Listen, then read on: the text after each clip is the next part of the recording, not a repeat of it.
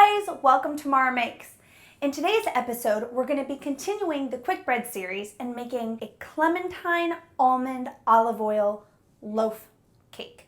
I am so excited to share this recipe with you guys. It's sweet, nutty, light. I personally love it for breakfast, but you could just as easily serve it for dessert with some fresh fruit and some whipped cream, or have it with a cappuccino in the afternoon for a nice light sweet treat. It's made using only 2 bowls, so it comes together pretty easily. It bakes beautifully. I can't wait to share this recipe with you guys. All right, let's get started.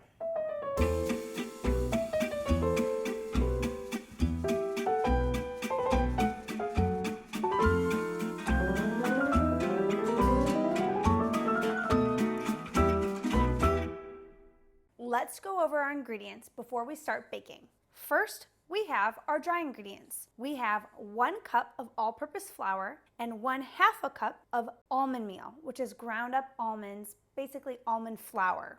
This actually happens to be a brand I do really love. This is Bob's Red Mill. This is not an advertisement, so I'm using unbleached white all-purpose flour to clarify, and again, almond flour. I try to buy organic when I can, but that's not always available, so go with what you've got. Next, we have our spices and our baking soda and salt. So here I have 2 teaspoons of baking powder, 3/4 of a teaspoon of salt, and 1/2 a teaspoon of dried ground sage. The sage is a fun little spice we're kind of sneaking in there. I think it's gonna go really well with the clementine and really beautifully with the tanginess of the olive oil and the sweetness. I think it's just gonna tie it all together really nicely. I also have here ground cardamom. We're gonna do just a sprinkle on the dry ingredients when we're baking. I did not actually put it in my little container here because we're just going to do 1 shake, and I wanted to show you what I meant by that, because sometimes people in recipes say, oh, like 1 shake, 1 pinch. I want to show you exactly what I mean. So I did not include it yet in our pre-poured spice container. Next, we have 1 cup of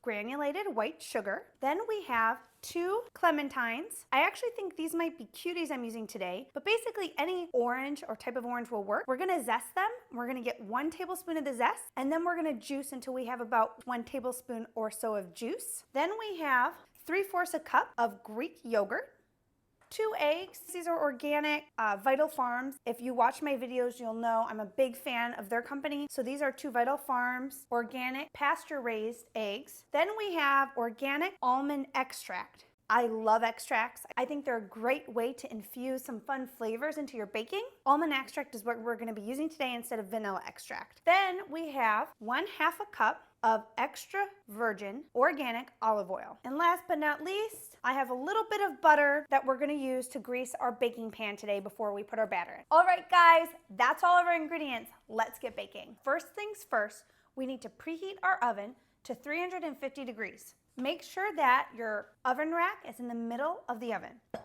First, we're going to start by mixing together our dry ingredients. So we take our flour, again, 1 cup of all-purpose, and 1/2 a cup of almond flour. All right, there we go. Boom. Next, our spices. Our baking powder, our salt, our sage. All right, throw that in there. This is where you really want to make sure you get everything, because this has your baking powder, super important. If we don't have all of that, we could have some major trouble. This is where I'm going to put in a sprinkle of the cardamom that I mentioned before. I'm really just going to do a dash cardamom. Sometimes you find it in pumpkin breads. I love it. I think it's great in baked goods. It really adds a little something extra. I'm just going to do a dash just to show you literally 1, 2, 3. Boom. Okay, great. So I'm going to start by stirring this together. If you have a whisk, you can use that. That's fine. But as long as you incorporate it, it doesn't really matter at this point. Okay, that looks beautifully incorporated. Look at that. Nice. Everything mixed up. You really want to make sure your salt and baking powder is evenly distributed. This is why we're mixing this up before we add our wet ingredients. Also, we're going to do something a little funky with our sugar, which is why we're going to mix our wet ingredients separately. All right, I'm going to set this aside, and we're going to start by taking our 2 little clementines. I washed them, they're clean, and dried them, and we are going to zest until we get 1 tablespoon's worth of zest. Let me go to town on this. I'm going to get us 1 tablespoon, then we'll be back.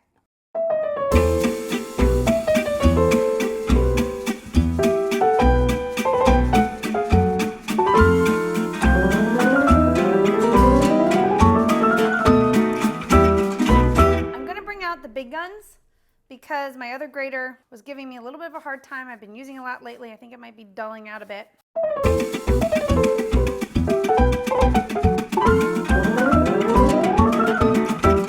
Oh, that's our oven ready to go. If all you have is dried orange peel, that's totally fine. That'll work too.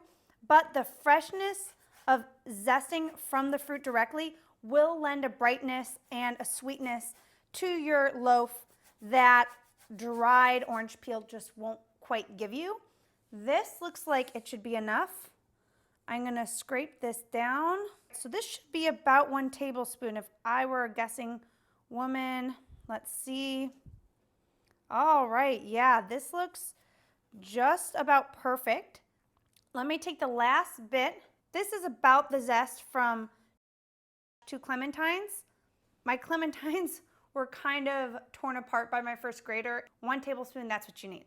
Next, we're going to take our little citruses here, peel them, and we're going to juice them in this awesome old-fashioned juicer that we got as a gift from my grandmother-in-law.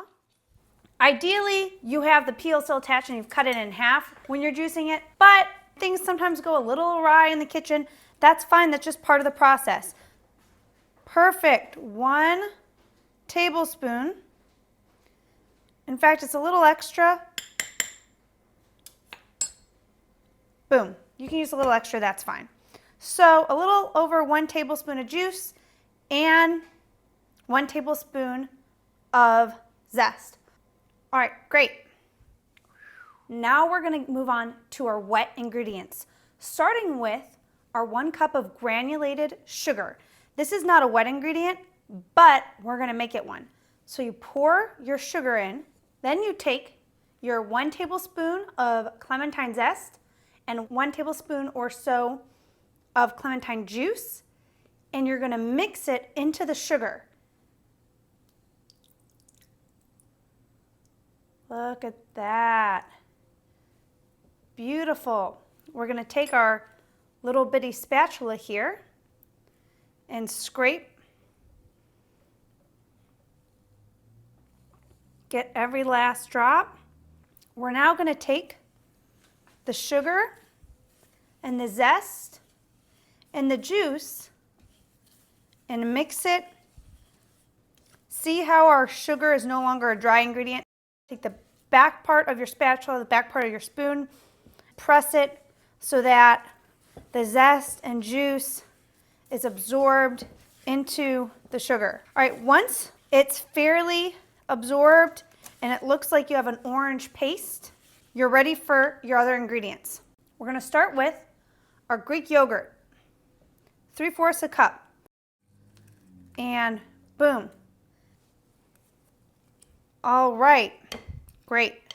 Then I'm going to take my spoon from earlier and start mixing this together. Look at that, yummy. Smells divine. Okay, now I'm gonna take my 2 eggs. 1, woo, 2, woo. All right, mix these in. Beautiful. All right, now I'm gonna take my olive oil, 1/2 a cup, and slowly pour it in. Awesome. Look at that. Stir that up. Whoops. All right, last but not least, our almond extract. Now I'm gonna wash my hands real quick because they do have raw egg on them. I'll be right back. Whenever you're dealing with raw egg, make sure you wash your hands. Last but not least, our 1/2 a teaspoon of organic almond extract. Okay, I have my 1/2 a teaspoon here. Beautiful. Gonna mix this up. Looks awesome. All right, now we're gonna fold in our dry ingredients. Take my dry ingredients and I am going to fold in half at a time. So I'll take half, set this aside, work on folding in the flour. Again, this is a flour mixture with the spices, the baking powder, salt. All right, I'm going to pour the rest in. Beautiful. All right, now I'm going to fold it all together. When you get to this point in the process, you don't want to stir. You want to fold and then scrape down the sides. All right, it's thickening up. Oh, this batter smells amazing. All right, this looks pretty much incorporated, and see how it's really thickened? All right, we're gonna put this aside, grease our pan, and then get this baby in the oven. Here's our pan, 4x8 loaf pan. I'm going to take this stick of butter, can be any kind of butter. I've let it sit out to room temperature, and I'm just gonna spread it along the insides of the pan so that our baby doesn't stick. Okay, a little came off. Judging by the size, I think that's enough to go ahead and use my fingers and just grease this baby up. Get a little dirty here, it's fine, we can wash our hands. Okay, so again, you wanna get all the crevices so that your loaf doesn't stick to the pan. You really wanna grease it up good. All right, here's our beautiful batter. Look how thick that is. Oh my goodness. Oh, it has just perfectly come together. I'm gonna pour this bad boy in. This is a raw batter, so unfortunately, I'm not tasting it today, but it smells amazing. The texture is perfect. It's nice and thick. I am going to spread it out a little bit with my spatula, just a little bit so we get an even loaf. Then you want to lift it up and hit it so it settles. All right, we're going to take our beautiful, beautiful Clementine almond olive oil loaf, put it in the oven. It's going to bake for 50 to 55 minutes, which means I'm going to check it at about 45 minutes, because at 45 we know it won't yet be done, but we'll have an idea of how much longer it needs. Set the timer for 45 minutes.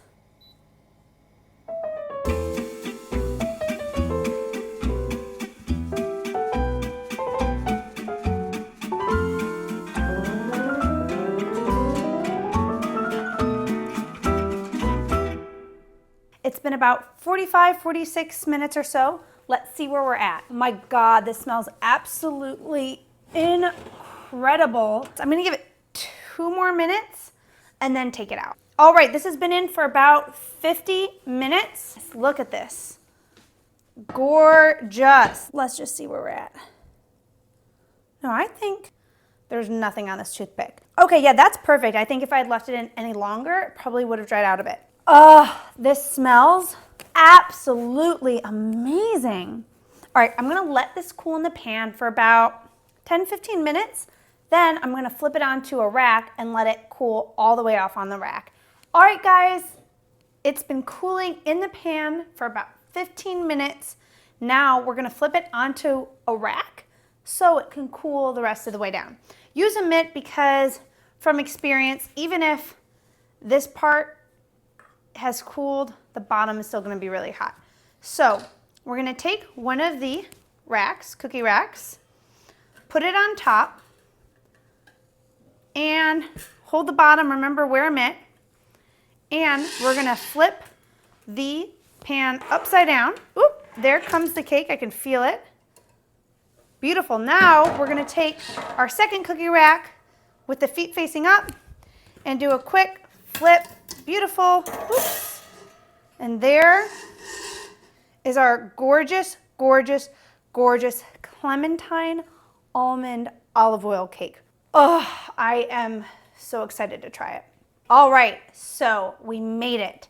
I'm going to show you one way to serve it. Part of me thought, well, maybe I can come up with a little bit of a compote, serve that drizzled over, which would be delicious, but got you one better. I'm gonna take half a cup of cold, heavy cream. Beautiful.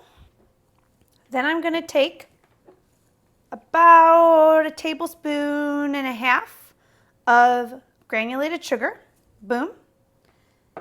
And teeny tiny little splash of almond extract. Give it a little almond flavoring. I'm gonna take a handheld mixer. Boom. Now you don't wanna over whip it, and it will whip up pretty quickly. Just gently move, hold the bowl with one hand and gently move the whisks back and forth in the other.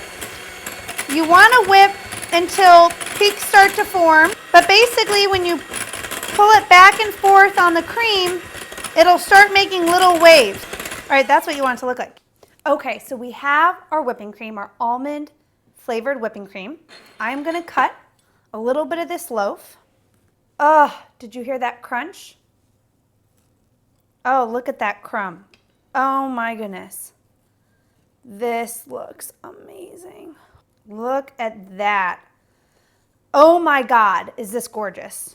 Oh my goodness. Look at that beautiful fresh clementine zest that's like peppered throughout the loaf. And look how soft it is. And then the crust is perfectly browned, crunchy. Oh my gosh, this is gonna be delightful. So if I were to serve this as a dessert, I would take our whipping cream we just made, take a little spoonful, and serve it on the side.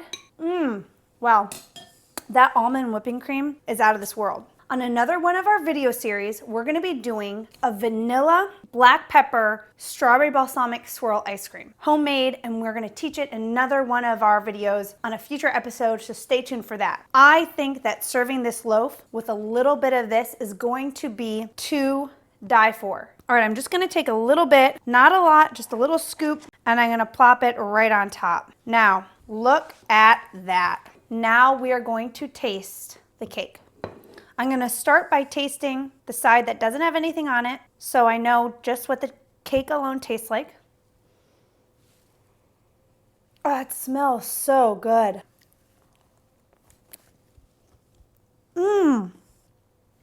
Wow.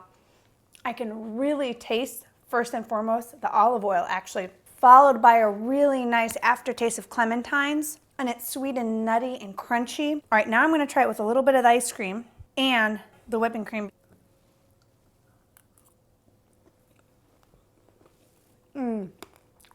Get out. Oh my God.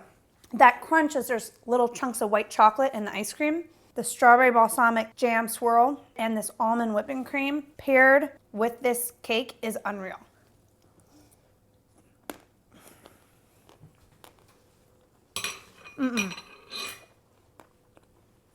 I'm done. Wow. Wow. That's awesome. That's awesome. I don't think you're gonna understand how good this is. Tell me Oh, that's good. Did you like it, honey? Holy crap, that's really good. Okay, I gotta put the camera down. Thank you so much for watching. If you've enjoyed, please like, subscribe, share. If you have any questions, leave them below and we'll get back to you. I hope you've enjoyed it. See you next time on Mar Makes.